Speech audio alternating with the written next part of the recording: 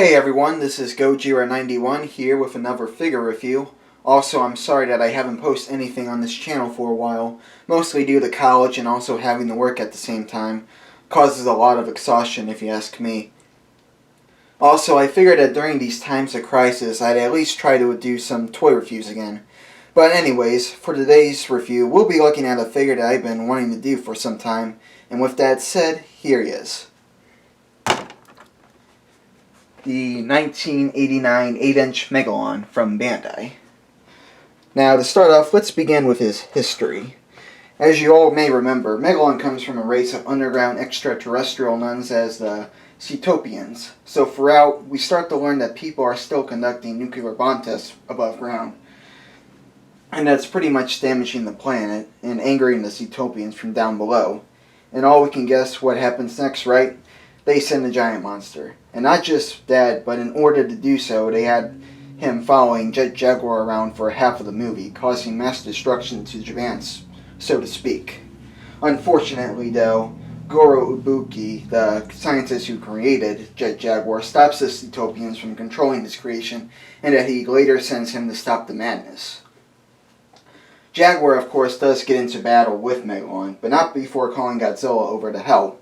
But the Cetopians don't give up just yet, because later they contact the Space Nebula aliens to send their monster over to help.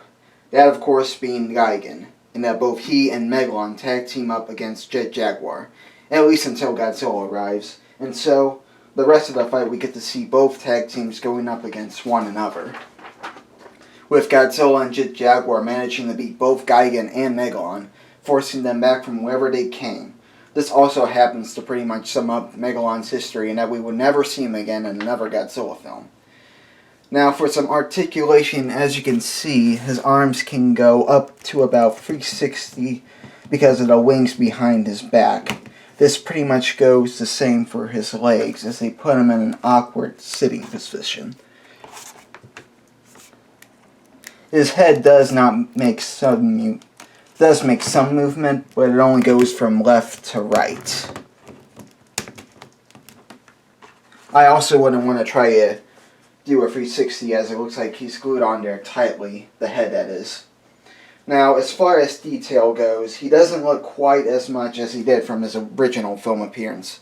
One problem, however, I do find is that his antennas are a lot shorter, and that having to look up at them up closely, they kind of look like little stumps. And if you ever have the chance to look up at the film, he actually has longer antennas. However, the paint job on this guy looks great, especially the eyes, which give up that bug-like appearance. Not to mention that the color of his skin has a dark brownish look, which resembles a lot like what he looked like from that film. But yeah, other than that, while it doesn't look like much, I do appreciate for what they were trying to do. Now for some size comparison. Now, unfortunately, due to this figure being about 12 inches, he doesn't go well with any other figure that stands around 6 to 7 inches. So let's scale him with his buddy Gigan.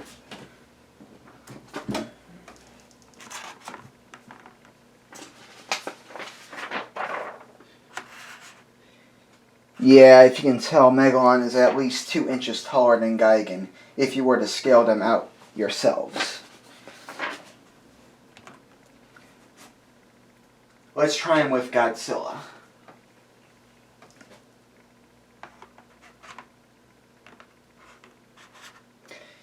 Just like with Gigan, the scaling is a bit off again, given how Megalon is taller than Godzilla.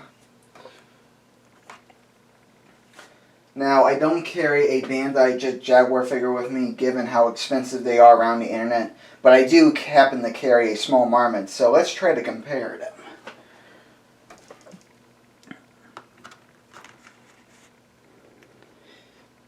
Yeah, this seems about alright, because Jet Jaguar around human size was at least as tall as Megalon's foot, but I don't know.